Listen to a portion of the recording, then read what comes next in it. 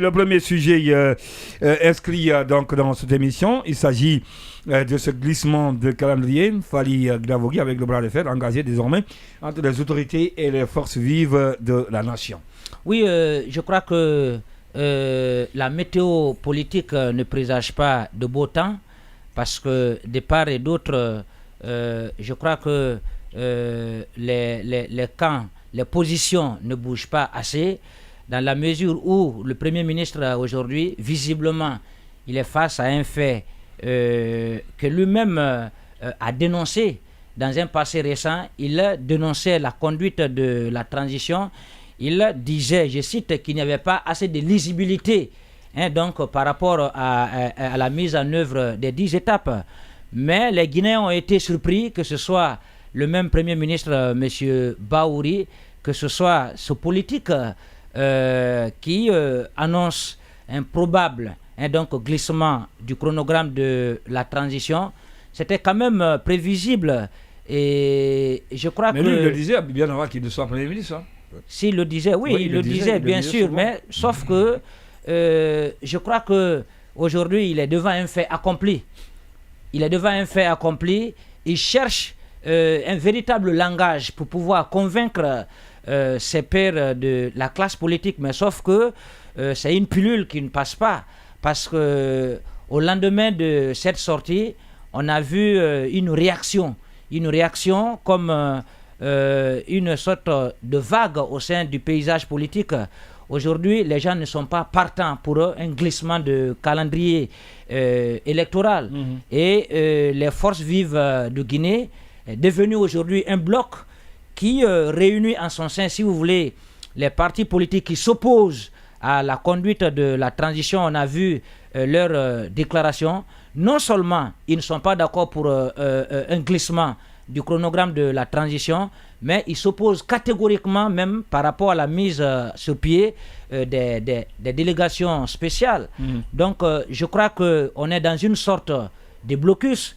Beaucoup pensaient que l'arrivée de M. Baouri pouvait vraiment permettre aux Guinéens, si vous voulez, d'assister à une sorte d'ouverture au sein de la classe politique, sauf que visiblement lui-même, à mon avis, il doit s'impliquer. Et même s'il s'impliquait, est-ce qu'il a une marge de manœuvre aujourd'hui?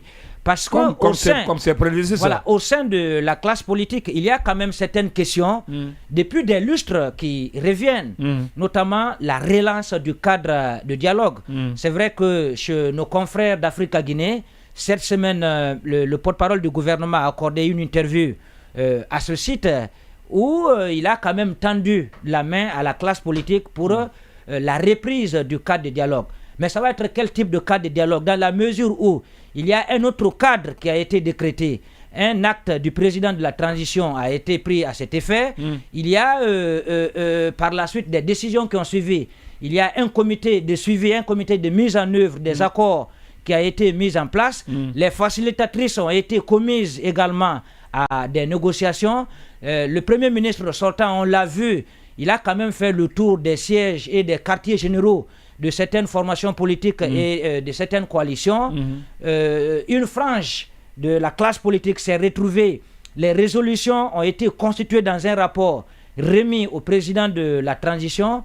On ne comprend pas assez par rapport à cette sortie du porte-parole du gouvernement. Il faut dire qu'aujourd'hui, on est dans un blocus. Donc, prendre la responsabilité aujourd'hui de garder, si vous voulez, ces statuts-là, je crois que c'est une manière de faire la politique de la montre, c'est-à-dire jouer encore sur le temps. Et visiblement, il faut s'attendre quand même à ce glissement. Maintenant, dans les réflexions, c'est peut-être voir aujourd'hui par quels moyens le CNRD peut faire pour réunir toute la classe politique. Si tel est le cas, il y a un autre cas de dialogue. Il faut être franc.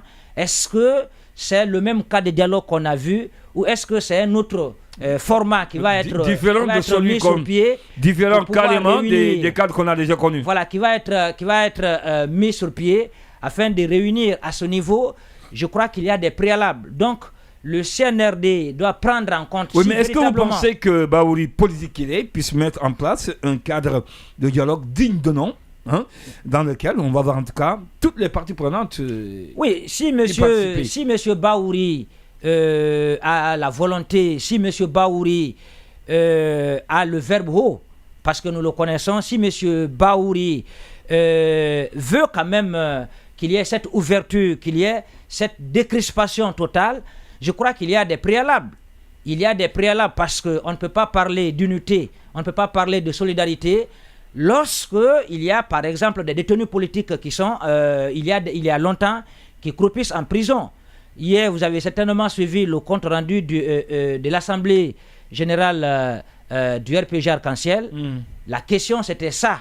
Il faut, s'il y a un véritable cadre de dialogue, il faut d'abord que des préalables soient pris en compte, c'est-à-dire c'est la libération notamment des détenus politiques. Ça fait très longtemps, je crois que à ce niveau d'ailleurs, il y a des rapports qui ont accablé la République de Guinée, il y a des instances internationales qui ont jugé la Guinée et notre pays a même été condamné. Jusqu'ici, ces détenus sont encore en prison. Rien n'a été fait, non seulement pour leur libération, mais aussi pour pouvoir rapprocher les positions. Ça, c'est une chose qu'on ne doit vraiment pas oublier. Mais au-delà, il y a beaucoup d'exilés.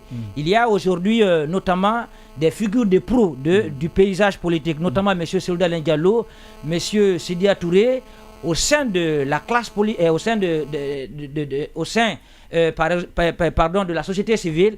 Vous avez Sékou Koundouno du FNDC notamment qui n'est pas là, et beaucoup d'autres personnes aujourd'hui qui ont peur, vu le climat délétère. Ils ne souhaitent pas vraiment être là parce que pour eux, une fois ici, on peut les arrêter. Là où, par exemple, l'ancien Premier ministre, on n'a pas eu pitié, par exemple, de lui. Et aujourd'hui, il est en prison. C'est pas pitié de notre personne. C'est pas Koundouno ou autre qu'on va. Donc aujourd'hui, je crois qu'il faut rassurer ceux qui sont à l'étranger afin qu'ils puissent rentrer. Et tout ça, je crois que comme au départ d'ailleurs. Le Premier ministre, comme au départ. Voilà, le Premier ministre aujourd'hui doit essayer de jouer son rôle, doit essayer de tout faire, convaincre son patron, le général de corps d'armée Mamadi Doumbouya, afin qu'il revienne à de meilleurs sentiments. Parce que dans les calculs, dans les analyses, oui. Aujourd'hui, monsieur Bahouri, c'est vrai, il n'est pas assis, il est en train de tout faire, donc pour que ce cadre de dialogue soit organisé. Mais visiblement, non seulement il n'a pas de marge de manœuvre et nous ne souhaitons pas qu'il soit un simple visiteur. Il doit être le décideur. Au palier de la colombe. Voilà. Oui. Mais